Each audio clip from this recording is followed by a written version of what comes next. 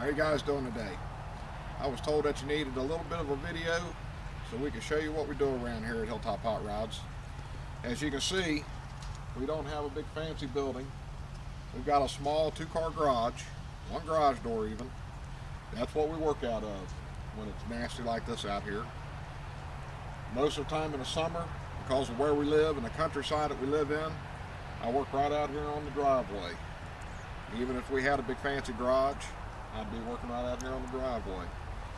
What we do here is not typical of what the other garages do.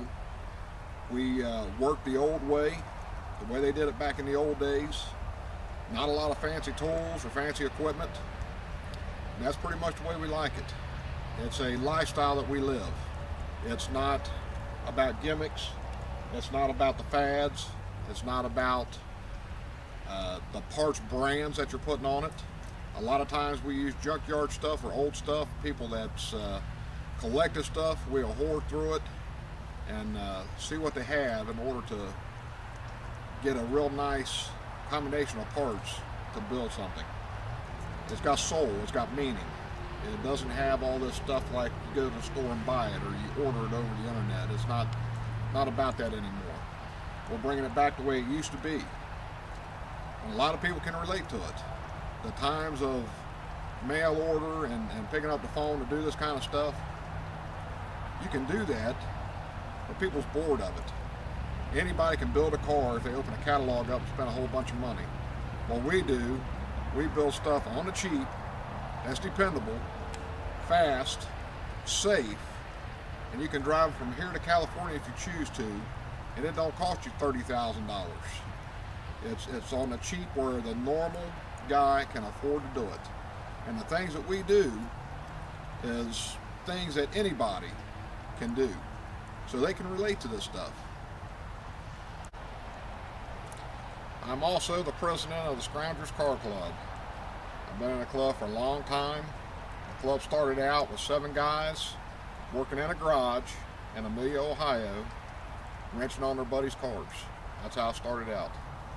And went from that to being a worldwide car club.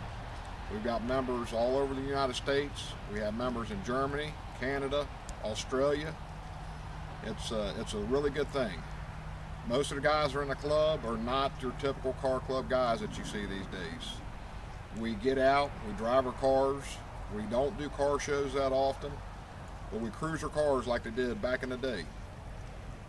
Most of the cars that are built within a club are built in little single car garages, 2-car garages like you see back here, and their buddies get together, all the car club guys get together and they help build these cars. This is what we do every day. It's not some kind of gimmick that you see. I'm not a rockabilly guy.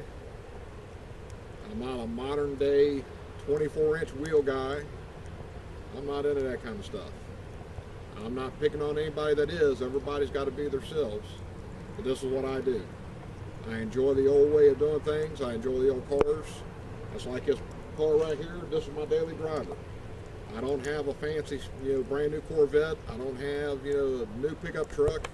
This is what I drive every day. 1960 Pontiac. It's dependable, and I could drive it to California if I wanted to, and back. So this is the way we do things. I like it like that. So as far as the property goes, this property's been in my family for about 35 years, maybe a little bit more now. My dad was a Southern Pentecostal pastor of a church.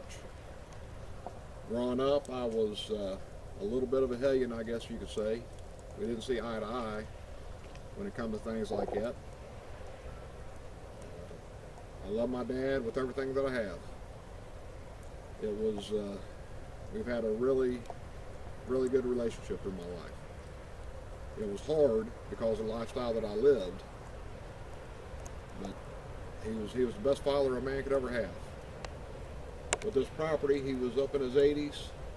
He had been fighting cancer as well as many other illnesses that he's had for many years. The property sat dormant for about 7 years while he was sick and was fighting before he passed away. I was getting ready to move away. We was moving farther down in Kentucky, about 4 hours.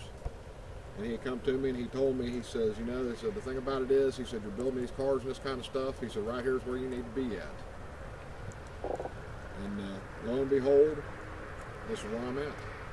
This is where I was meant to be. I'm proud of the heritage that I want to pass on to my son. And if you want to know why we do things the way we do right here, we do it the old way, it's because of my dad. He didn't have a lot of money. He struggled and done everything that he could to support his family. He would go without and make tools because he wouldn't spend $25 on a tool. He would spend all day making it because we needed that $25 to put food on the table. I learned a lot.